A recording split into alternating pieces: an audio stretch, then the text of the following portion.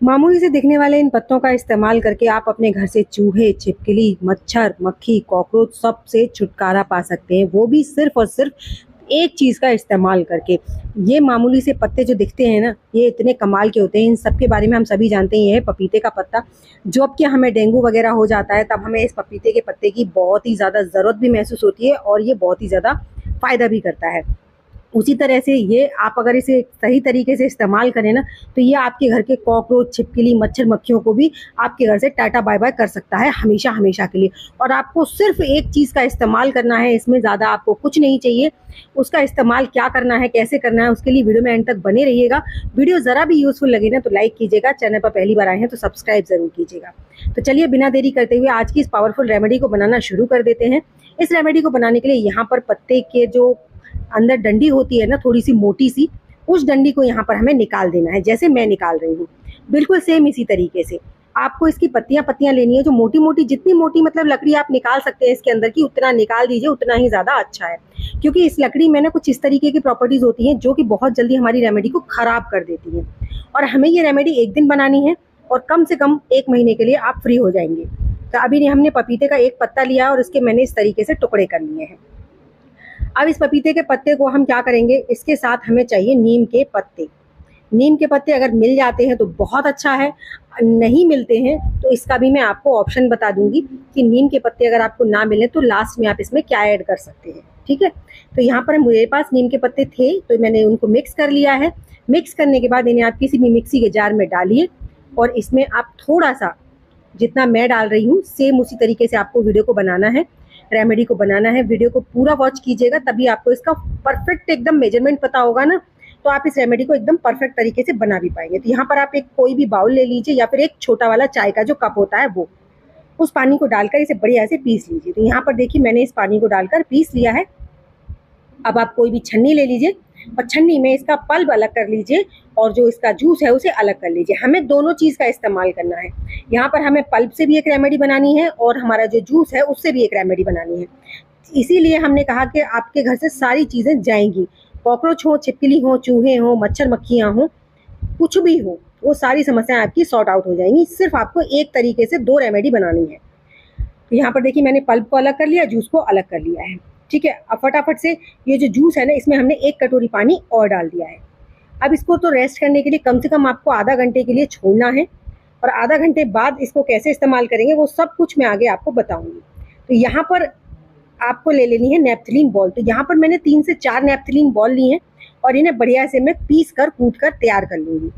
Pulp के लिए आपको नेपथलीन बॉल चाहिए, लेकिन जो हमने जूस बनाया है उसके लिए आपको कुछ नहीं चाहिए। अब पल्प का किस तरह इस्तेमाल करेंगे, किसके लिए इस्तेमाल करेंगे और जूस का किसके लिए करेंगे, वो सब कुछ मैं आपको आगे बताती चलूँगी। तो वीडियो को स्किप मत कीजिएगा। अगर आप स्किप करेंगे तो आपको समझ नहीं आएगा कि कौन सी चीज़ को किसके लिए किया था और कैसे किया था। तो यहाँ पर मैंने 4 नेपथलीन बॉल को पीस लिया है और पीसने के बाद इसी पल्प में हम अच्छे से मिक्स कर लेंगे। ठीक है, मिक्स करने के बाद आप देखेंगे कि इसको छोटा छोटा सा ना, या तो आप बॉल्स बना लीजिए, बॉल्स भी बन जाती हैं बहुत आसानी से। अगर आपको बॉल्स में कंफर्टेबल नहीं है या फिर मैं आपको कुछ जगह ऐसी बताऊंगी जहाँ पर आप बॉल्स भी इस्तेमाल नहीं कर सकते, तो उसके लिए पहले तो मैं इसको ना, जितना भी ये है इसके बराबर बराबर पार्ट्स डिवाइड कर लूँगी। मतलब मिनिमम आपको इतना तो लेना है जितना मैं ले रही हूँ। ठीक है, अगर ज़्यादा लेते हैं तो कोई दिक्कत नहीं है।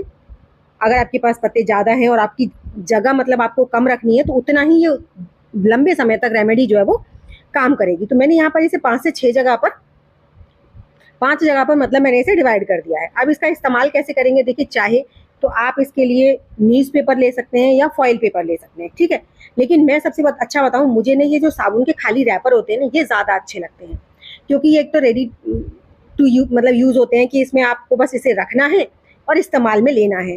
अब फॉइल पेपर वगैरह का क्या है, जब आप फॉइल पेपर की पहले पैकेट बनाएंगे फिर उनमें होल्स करने पड़ेंगे आपको। इसमें आपको ऐसा कुछ नहीं करना पड़ेगा क्योंकि ऊपर से जो इसका माउथ वाला पार्ट है वो ऑलरेडी ओपन रहता है, तो इसमें आपको होल करने की आवश्यकता बिल्कुल नहीं है। तो यहाँ पर 3 से 4 को मैं फिल कर लूँगी। मुझे ज़्यादा जगह की ज़रूरत नहीं है, ज़्यादा की, लेकिन अगर आपके पास ज़्यादा है तो ज़्यादा की भी बना सकते हैं। और इसकी कोई एक्सपायरी डेट नहीं होती है, इसका कोई भी मतलब टाइम नहीं है कि आपको इसे इतने दिन बाद इसको चेंज कर देना है या ख़राब हो जाएगा या बदबू आ जाएगी, ऐसा कुछ भी नहीं होगा। डायरेक्ट जब हम नेपथलीन बॉल का इस्तेमाल करते हैं तो आजकल चूहे हों या छिपकली हों, जो भी है ना, वो सारी चीज़ें बहुत ज़्यादा शातिर हो चुकी हैं, वो इसके आसपास से निकल जाएंगे, लेकिन इसका खाने में इस्तेमाल बिल्कुल नहीं करेंगे। लेकिन कुछ इस तरीके से करेंगे ना, तो वो इसकी और भी ज़्यादा पावरफुल रेमेडी बन गई, तैयार हो गई है, क्योंकि इसमें हमने पपीते के पत्ते और नीम के पत्ते इस्तेमाल किए हैं, जिसकी गंध इतनी ज़्यादा तेज़ हो रही है, जब आप बनाएंगे तो आपको खुद महसूस होगा। लेकिन डरिए मत, ये आपके लिए, हमारे लिए कोई नुकसानदेह नहीं, लेकिन कीड़े मकोड़ों के लिए उनका किसी काल से कम भी नहीं है। अब देखिए, ये जो हमारा जूस था, इसे रेस्ट करते करते आधा घंटा के करीब हो गया है। अब इसे आप किसी भी स्प्रे बॉटल में पलट लीजिए, और इसमें आपको कुछ भी ऐड करने की ज़रूरत नहीं है।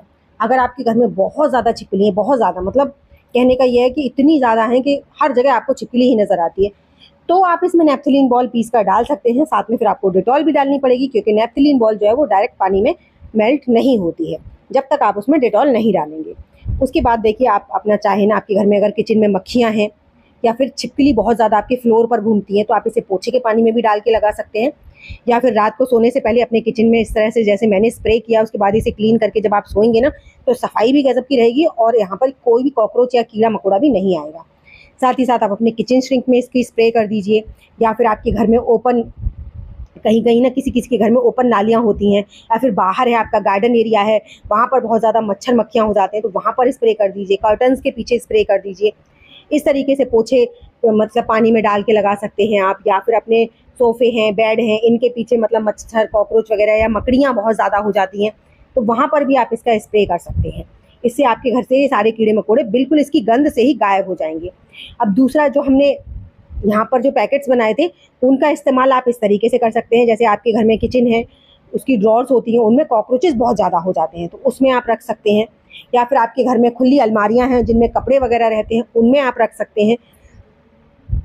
तो देखिए, इस तरीके से मैं यहाँ पर अपनी अलमारी में रख दूँगी। आपको दिखाई दे रहा होगा, मेरी अलमारी एकदम नीट एंड क्लीन है, इसमें ना कोई कॉकरोच है, ना कोई मकड़ी है, क्योंकि मैं कोई ना कोई रेमेडी ना इस्तेमाल करती रहती हूँ। उससे क्या होता है कि ये कीड़े मकोड़े आपके घर में कभी पनप नहीं पाते हैं।